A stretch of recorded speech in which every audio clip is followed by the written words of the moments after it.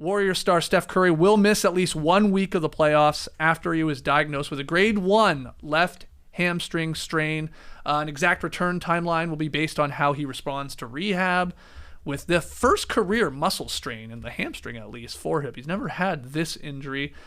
So, Tash, he is set to be out through at least Game 4 on Monday. After that, Game 5 would be on May 14th, followed by 3 days off before Game 6 on May 18th. Potential Game 7th on May 20th. So we're looking at probably Game 5, maybe Game 6, and maybe that all depends on how the rest of the series goes and how either the Wolves take control of it or the Warriors can sort of win 1 or 2 here without him. I guess we'll see. Yeah, if I wanted to be positive for the Golden State Warriors, I'd say maybe they're just saying 1 week to push it back so we don't get asked about it. So every guy in the locker room is asked, hey, Jimmy, you think Steph's coming back? So they don't have to deal with it. But then the negative side of me says, it ain't good. Steph was, quote, crushed by the hamstring injury and when it happened. That's what Steve Kerr said. And the 1 week seems like 1 week. So we're talking about Game 5. So this is, no, not good at all. I think a Minnesota team that turns it around after Game 1. I think we're not going to see it bad as performance through these next few games. Steph or no Steph. So I think that's a bad recipe for the Warriors.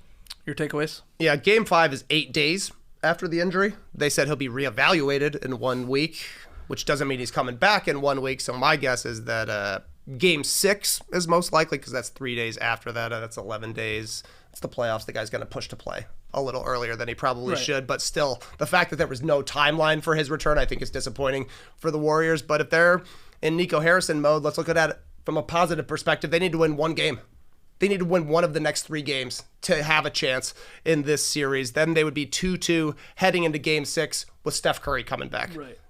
You're feeling confident at least there. And can the Warriors win 1 more against the Timberwolves with no Curry? I think it's possible. Their defense is awesome. They completely shut down Minnesota in Game 1. They've got playoff Jimmy.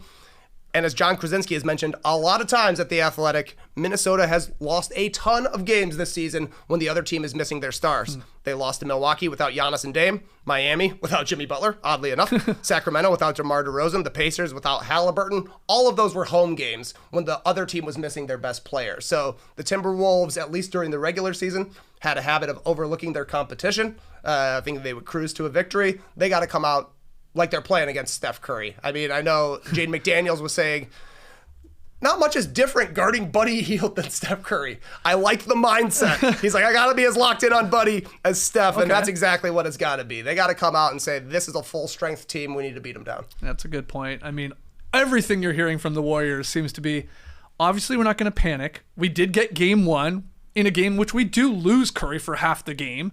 And what happened?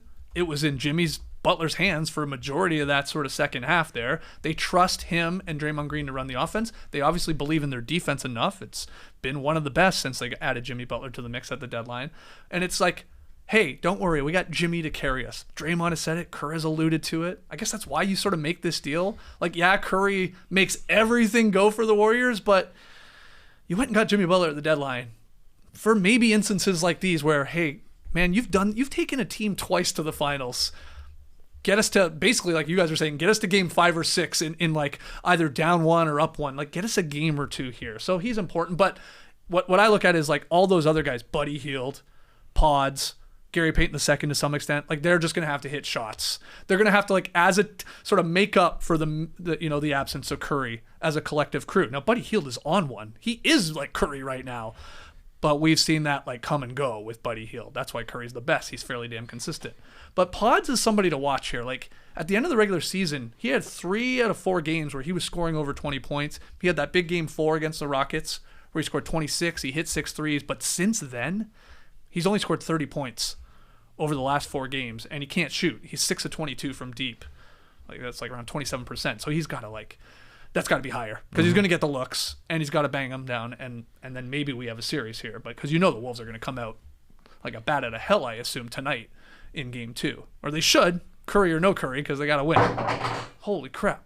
Something just That fell was here in scary. the classic. That was actually frightening for That a was second legit there. loud. Yeah. And I know you heard that Super one on the loud. podcast. Anyway, that's Pods knocking down a shot there, hopefully. So we'll see. No, that's Pod's clanking, like he has been recently. He has been. We'll see how Jimmy said, "I'll come out and perform when I need to perform during the regular season." It is different against a monstrous front line. This is a huge front line. We'll see if he can repeat anything like he did from the Miami Heat days. He has been incredibly impressive at getting into the space, drawing contact, hitting the ground, selling it. He's been a Jimmy bumper.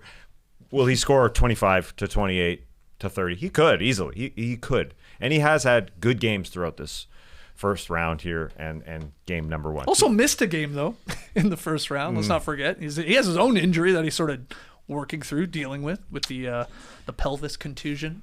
My pelvis hurts.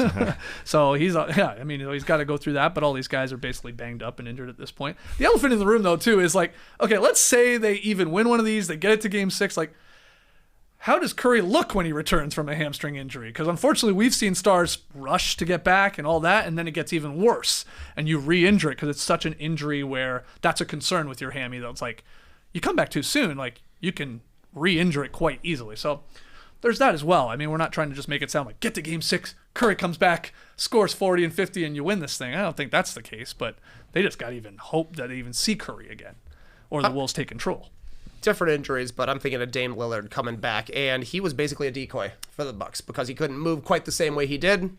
Who knows what Curry will return and look like, but the Warriors have such little shooting that you could run Steph out there with one leg and it would be better than the other options that they have.